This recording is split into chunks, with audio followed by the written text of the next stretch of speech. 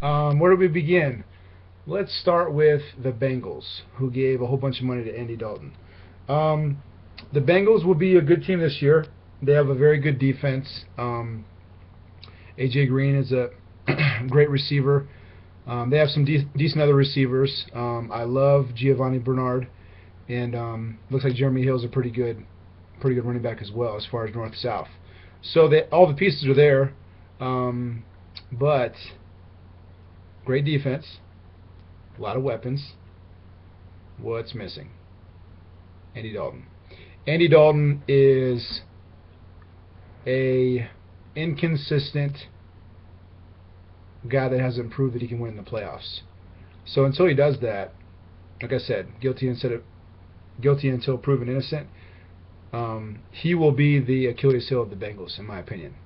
You can't count on him to go out and throw 3 touchdowns and no picks. He's going to throw picks. He's going to be inconsistent, and I think he's going to hold them back. Thank God for me as a Browns fan. Moving on to the Steelers. The Steelers, I hate talking about the Steelers. Their defense got younger and faster, which is good news for them because they were old and slow. Their offense, they lost Sanders. They're saying Wheaton will produce. I'll believe when I see it. Heath Miller is still a rocket tight end. They have a pretty formidable running attack. A little bit worried about that. The Browns played them in Week 1 in Pittsburgh. Hell of a way to start the season. And they have Le'Veon Bell and LeGarrette Blount. So that sucks because Le'Veon Bell's a pretty good running back. And then when Blount comes in, he's fresh and big and a bruiser. So that's kind of rough on defenses. So if they rely on that and play very good defense like they used to, they could be a good team this year. I don't think they've done enough on defense to be a very good defense this year, and I think that they will be stupid and try to use Ben's arm instead of the running game. And so they'll lose. Let me say this before I move on. I used to think the Browns-Steelers rivalry was one of the best in sports, but I'm going to go ahead and end that. That's not true anymore. The reason for that being is the Browns don't beat the Steelers. The Browns haven't beaten the Steelers for years, right? So if we never beat them, where's the rivalry, right? That's coming from Browns fan, the Browns fan, okay? So let me say this before I go into the Browns. Until we beat the Steelers on a consistent basis, there is no rivalry. The Steelers are better than us, okay? So lucky us, we're playing them in Week 1 at Pittsburgh. What better way to start the season than by beating the Pittsburgh Steelers in Pittsburgh? Okay? You hear me, Browns? So go in, do your thing, knock somebody's head off, score touchdowns like you didn't do in the preseason, and prove to us as Browns fans that you've arrived. That you're a contender, you can get a playoff spot, and you're not the doormat of the Steelers. Okay? Moving on to the Browns. I'm going to get more into the Browns tomorrow because they're my team, so I'll get in depth. But I'll just say this. We're a good team. We have a top 10 defense.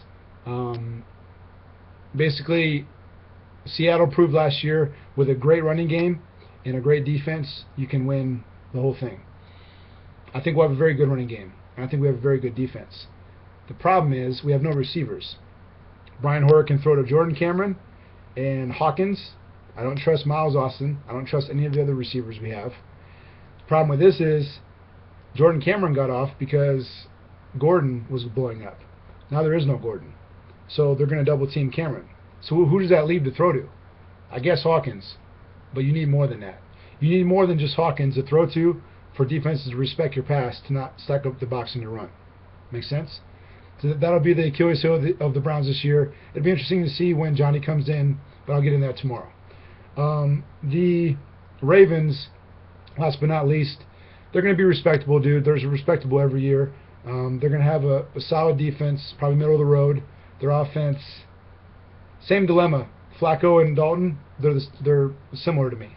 They're both not stars, not consistent, not, But the thing is Flacco has won in the playoffs, so at least he can say that for himself. But he's not a great quarterback. I think he will be the reason that they don't go far in the playoffs if they do get in the playoffs. But I'm not a believer in Ray Rice. Not really a believer in Bernard Pierce. I love Torrey Smith. They got Steve Smith for nothing. So that's a great acquisition. They're saying Dennis Pitta's going to have a good year. We'll see. But on offense, I don't think they're stacked with weapons.